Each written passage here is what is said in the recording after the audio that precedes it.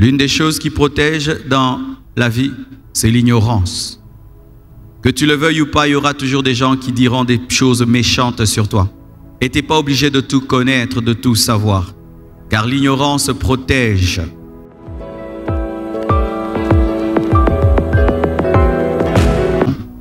Comment éviter les blessures? Parce que ce n'est pas toujours obligatoire que tu sois blessé. Des fois, tu peux éviter des blessures. Il y a des blessures intérieures que nous avons parce que nous avons manqué de sagesse, d'intelligence. Et nous sommes même empalés contre les flèches. C'est-à-dire que tu es allé vers la blessure. C'est toi qui l'as cherchée. Elle n'est pas venue vers toi. C'est toi qui es allé vers les flèches. C'est toi qui es allé vers les lances, les épées de tes ennemis. Nous allons nous tenir debout, nous allons lire Luc 14, versets 7 à 11. Il adressa ensuite une parabole aux conviés en voyant qu'ils choisissaient les premières places. Et il leur dit, lorsque tu seras invité par quelqu'un à des noces, ne te mets pas à la première place, de peur qu'il n'y ait parmi les invités une personne plus considérable que toi, et que celui qui vous a invité l'un et l'autre ne vienne te dire, cède la place à cette personne-là. Tu aurais alors la honte d'aller occuper la dernière place. Mais lorsque tu seras invité, va te mettre à la dernière place, afin que quand celui qui t'a invité viendra, il te dise, mon ami, monte plus haut. Alors cela te fera honneur devant tous ceux qui seront à table avec toi. Car quiconque s'élève sera abaissé, et quiconque s'abaisse sera élevé. Que Dieu bénisse sa parole. Asseyez-vous, s'il vous plaît. Comment éviter les blessures intérieures? Nous voyons là un conseil de Jésus-Christ qu'il donne à ses disciples et à ses contemporains parce qu'ils allaient vers les blessures par leur attitude dans les fêtes. Jésus-Christ voulait éviter aux hommes d'être blessés. Ainsi, nous comprenons par cette parabole qu'il est possible d'éviter les blessures intérieures. L'humiliation. Comment éviter d'être humilié en public? C'est vrai, il y a des blessures inévitables. Ce sont des blessures qui viennent dans nos vies pour nous former, nous tailler, nous façonner. Quoi que tu fasses pour les éviter, elles sont inévitables. Mais il y a des blessures que tu peux éviter. Et d'ailleurs, la plupart peuvent être évitées. La première des choses qu'il faut savoir, pour éviter les blessures de l'âme, ne cherche pas à tout savoir sur toi. Ou ne cherche pas à tout connaître sur ce qu'on dit de toi. Ecclésiaste 7, verset 21. Ne fais donc pas attention à toutes les paroles qu'on dit, de peur que tu n'entendes ton serviteur te maudire. Je répète, ne fais donc pas attention à toutes les paroles qu'on te dit, de peur que tu n'entendes ton serviteur te maudire. L'une des choses qui protège dans la vie, c'est l'ignorance. Que tu le veuilles ou pas, il y aura toujours des gens qui diront des choses méchantes sur toi. Et tu n'es pas obligé de tout connaître, de tout savoir. Car l'ignorance protège. Un maître qui veut tout savoir, qu'est-ce que le cuisinier dit, qu'est-ce que le maçon dit, qu'est-ce que le travailleur dit, le chauffeur dit, sera blessé. Parce que d'habitude, les serviteurs ont tendance à critiquer leur maître. Hier, je suis allé bénir un mariage. Et quand je suis sorti, j'ai trouvé beaucoup de voitures dehors et les chauffeurs se sont mis en groupe pour causer. Et ils parlaient de qui? Ils parlaient de leur patron. Pendant que leur patron était dans des salles climatisées, eux étaient dehors en train de parler du mal. Et si ces patrons avaient des caméras et tout et entendaient tout, c'est sûr qu'ils n'allaient pas savourer le luxe dans lequel ils étaient. Tu n'es pas obligé de tout savoir. Sur Internet, il y a certaines vidéos qui m'insultent, mais que je n'ouvre jamais. Tu vois le titre, tu sens qu'ici c'est costaud. Tu te donnes pas la peine d'ouvrir parce que je sais déjà qu'il n'y aura que des blessures dans ces vidéos. Ça ne va rien m'apporter ni m'ajouter, à moins que Dieu me dise d'écouter. Mais sinon, je me garde. Ne cherchez pas à tout connaître. Ne cherchez pas à tout savoir. L'homme a une bouche qui parle. Et la plupart des temps, la bouche de l'homme parle négativement. Au maximum, l'homme, 70% des fois, parle du mal de l'autre et ne cherche pas à tout savoir. J'ai eu une expérience très désagréable dans ma vie qui, jusqu'à aujourd'hui, vraiment me traumatise. Vous savez, avec ces téléphones, des fois tu es en train de causer avec quelqu'un et il pense avoir éteint alors qu'il a continué à causer. Et une fois j'appelle quelqu'un, on parle Et il a cru qu'il avait éteint. Mais il a continué à parler. Et j'ai entendu. Et quand il parlait, on dit, mais c'est qui que tu viens d'appeler? Oh, c'est Marcelo. Et il m'a donné un nom là. Et moi j'étais au téléphone, je continuais. Et il a commencé à parler du mal de moi, me dénigrer, pas possible. Après quelque temps, il a coupé. Et là, j'étais encore très très chaud. Je l'ai appelé. J'ai dit, tu sais, je viens d'entendre tout ce que tu viens de dire sur moi. Tu as cru que tu avais coupé, mais tu m'as appelé comme ceci. Et lui, au lieu de s'excuser, il ajoute encore. Et je vous assure, ça a mis du froid dans notre relation parce que j'avais entendu ce que je ne devais pas entendre parce que la plupart d'entre nous, après avoir éteint, c'est que nous disons et ce que nous disons après avoir éteint. Et je vous assure, dès lors, quand quelqu'un me téléphone, la première des choses que je fais directement, j'éteins. Je coupe vite et je me rassure que j'ai coupé. Pourquoi? Je n'aimerais pas entendre ce que tu dis quand tu as fini de parler. Vous connaissez ces choses-là que les gens disent après avoir appelé. Depuis ce jour, je veille à ne jamais savoir ce que les gens disent après avoir téléphoné parce que j'en ai pas besoin. Tu n'as pas besoin de tout savoir. Et toutes ces personnes qui viennent te dire des choses dont tu n'as pas besoin, il faut les discipliner. On a dit ça sur toi, on a dit ça sur toi. Ça t'avance à quoi lorsque tu sais tout ce qu'on dit sur toi? Est-ce que ça te donne la paix? Ça te donne la joie? Ça te donne la sagesse? Ça te fait avancer dans la vie? Si ça ne le fait pas, bien aimé, garde ton innocence et ton ignorance qui te donne la joie et la paix. Amen. Ne cherchez pas à tout savoir. Salut ma personne personnelle. Bienvenue sur la chaîne Motivation Chrétienne. Aujourd'hui, nous allons parler de comment éviter les blessures intérieures. Ce message a été inspiré du pasteur Marcelo. Vous avez déjà écouté son extrait. Maintenant, ce que nous allons faire, nous allons commenter avec nos expériences personnelles. Le premier point qu'il a abordé sur comment éviter les blessures intérieures, c'est que il a dit que ce n'est pas tout que tu dois savoir. Ce n'est pas tout qui est bien de savoir. Ce n'est pas tout message, toute information que tu dois écouter. Pourquoi? Je vais donner beaucoup d'exemples. Tu es vraiment sur la bonne place. Premièrement, parce que la parole de Dieu nous dit dans 1 Corinthiens 10, verset 23 que tout m'est permis, mais tout n'est pas utile. Tout m'est permis, mais tout n'édifie pas. Nous avons aussi Proverbe 4, 23 qui nous dit « Garde ton cœur plus que toute autre chose, car de lui viennent les sources de la vie. » Lorsque les personnes viennent te souffler des informations, il y a beaucoup de choses que tu dois faire. Déjà, pour ceux qui font le traitement d'informations en électronique et d'autres domaines de communication numérique, ce qu'on fait, c'est qu'on dit toujours que l'information doit être traitée. C'est-à-dire qu'il y a plusieurs façons de traiter l'information. On peut l'ignorer, on peut voir ça comme un warning, comme un signe d'attention, un signe d'exclamation qu'il faut faire attention. Ou encore l'information, on peut la traiter d'une autre façon, carrément. Et le traitement dont nous parlons dans cette vidéo, c'est que il faudrait analyser l'information qu'on te donne dans la parole de Dieu. Est-ce que cette information contredit ce que Dieu dit de toi? Est-ce que cette information va à l'encontre de la parole de Dieu? Est-ce que cette information a pour but de moquerie, de raillerie, de commérage, de haine, de provoquer la haine en toi? En fonction du but du message, tu dois ignorer ou tu dois te l'approprier.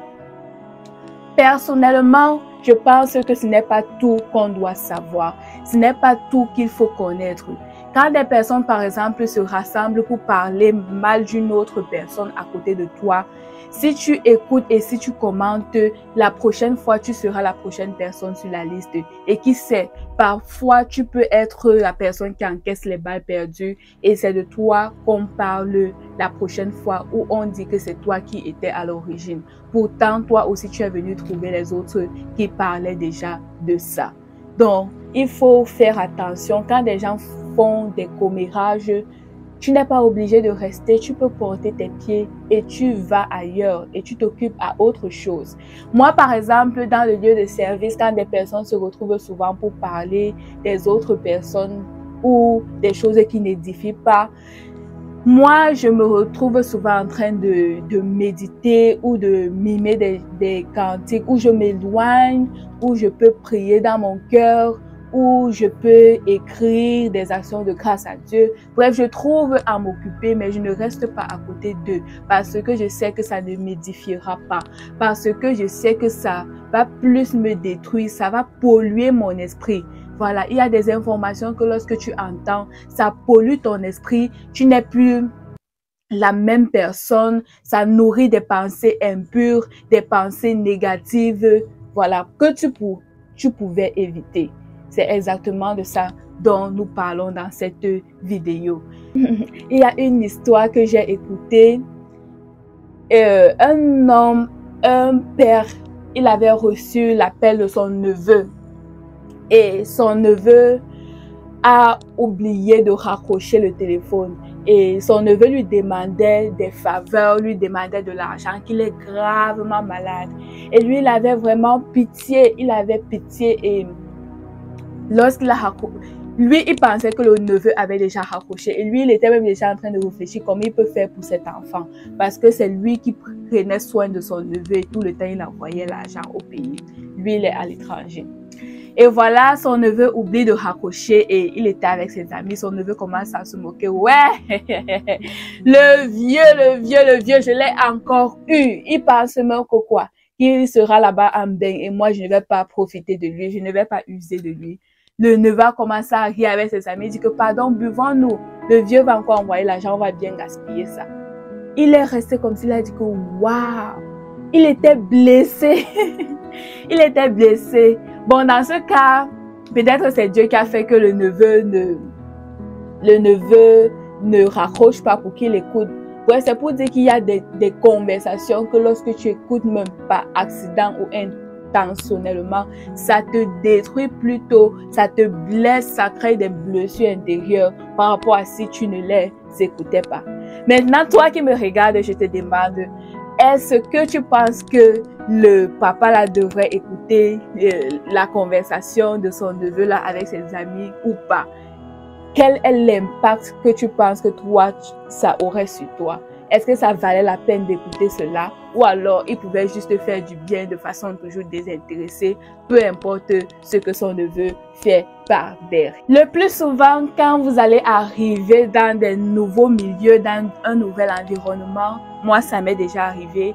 Quand j'arrive, il y a des personnes qui viennent me parler que comme tu vois là, fais attention ici parce que telle personne est ceci, telle personne est comme ça, telle personne fait ceci, telle personne fait comme ça. Fais attention, on me met sur les gardes, on dit que il faut vraiment veiller, il faut vraiment être prudent et ne pas t'approcher de tel ou de tel. Parfois c'est vrai, mais il faut être vigilant parce que parfois on t'intoxique tellement que tu ne prends pas plaisir à la bénédiction que la personne peut être pour toi. Parfois c'est vrai, parfois ce n'est pas vrai. Et il faut être vigilant et prier Dieu que Seigneur, je ne veux pas baser mon expérience sur ce que les gens disent, mais je voudrais que toi, tu filtres mon environnement. Je voudrais que toi, tu mettes les personnes avec qui je peux m'associer, que toi-même tu t'amuses et que tu filtres, tu enlèves des personnes qui ne sont pas appropriées pour moi, des personnes qui ne vont pas m'aider, des personnes qui vont me dire des choses qui ne vont pas me faire avancer, qui vont plutôt me retarder. Donc, la meilleure des choses, c'est toujours de prier et faire attention aux personnes qui parlent mal des autres derrière ces personnes et qui parfois, en face de ces personnes, montrent le sourire. Ça, c'est de l'hypocrisie. Il faut vraiment faire attention à ce genre de personnes. Lorsque tu écoutes une information, il faut te demander qu'est-ce que cette information m'apporte? Quel est le plus que cette information m'apporte? Si elle ne t'apporte rien, si elle t'apporte peut-être la peine, tu commences à beaucoup réfléchir, sache que tu dois ignorer, tu dois mettre ça à côté. Tu dois connaître que c'est ce que Dieu dit qui est vrai. Le reste qui va à l'encontre de la parole de Dieu et qui est négatif, qui n'est pas positif, tu n'acceptes pas. C'est un papa qui disait souvent que tu dois être comme l'eau de la pluie qui coule sur une personne et qui laisse la personne intacte. Ça mouille le manteau, mais dès que la pluie finit, il y a le soleil qui vient, la personne sèche, la personne est la même personne. La personne n'est pas changée. Les personnes qui parlent des trucs autour de toi, ça ne doit pas te troubler. Ou alors, si tu vois que c'est négatif, ces personnes ont des paroles négatives tout le temps, des expressions négatives, tu t'en éloignes. Tu t'en éloignes parce que ça ne t'édifie pas. Maintenant, on a parlé de beaucoup de choses qui sont négatives. Maintenant, qu'est-ce que toi, tu dois écouter alors? Tu dois écouter ce qui va te donner de l'assurance, ce qui va te donner de la paix intérieure, ce qui va te donner de la joie, ce qui va te donner du bonheur, du calme, de la sérénité, la tranquillité. Tu dois écouter, par exemple, les podcasts, les motivations, comme la motivation chrétienne que tu écoutes maintenant. Tu dois écouter ce qui t'édifie, lire la parole de Dieu, écouter les enseignements, la culture générale, ce qui peut te faire avancer. Voilà, tu dois écouter ce qui doit t'ajouter un plus. Avant même que tu poses une question à une personne, tu dois te demander ce que je pose là. Est-ce que c'est vraiment utile pour moi? La question que je veux demander là, est-ce que c'est juste par simple curiosité pour me faire plaisir de savoir que peut-être cette personne est en dessous de moi et de me consoler de mon état néfaste, de mon état vraiment misérable de présentement? Vraiment, tu dois te questionner quelles sont mes motivations derrière les questions que je pose. Est-ce que ce que je veux savoir là va vraiment m'apporter un plus? Est-ce que ça va vraiment m'aider? Si ce n'est pas maintenant, est-ce que ça va m'aider plus tard? Si après t'avoir posé toutes ces questions, tu vois que ça ne t'aide réellement pas, ça ne t'apporte pas un plus, ça ne t'édifie pas, ça ne t'instruit pas, ça ne te construit pas, ça ne te bâtit pas, il y a des connaissances que tu ne dois pas chercher à connaître. Par exemple, un jour, une personne de nulle part vient comme ça, elle me demande, est-ce que tu es CDI ou CDD? En anglais, on dit full-time ou part-time. Est-ce que tu es cela? Moi, je lui ai demandé que pourquoi elle demande. La personne me dit par curiosité. Pourquoi ça t'aide en quoi? Ça t'ajoute quoi? Ça ne t'ajoute rien. Je lui ai dit que non, je ne te réponds pas parce que c'est privé. Voilà. Il y a des connaissances que tu n'as pas besoin de connaître. Ça ne t'aide en rien, ça ne t'instruit pas, ça ne te cultive pas. Vraiment, filtrons ce que nous écoutons. C'est très important. Ça va t'aider. Écoute ce qui va t'ajouter un plus, ce qui va rafraîchir ton âme, qui va te restaurer. Des fraîches rosées comme la parole de Dieu. Écoute des sermons, écoute vraiment les motivations, écoute des choses, des connaissances générales qui vont t'apporter un plus. J'espère que tu as été béni par cette vidéo. Avant de partir, n'oublie pas de t'abonner à la chaîne Motivation Chrétienne, s'il te plaît. Et aussi, commande mon livre dont le lien est en description. Le livre est à 25 $, 25 €, 10 000 francs CFA. Procure-toi ce livre, c'est disponible sur Amazon, sur les plateformes d'Amazon et tu seras certainement béni. Il n'est pas trop tard de marcher sur le chemin de ta destinée et d'accomplir ta destinée. Merci. Ciao.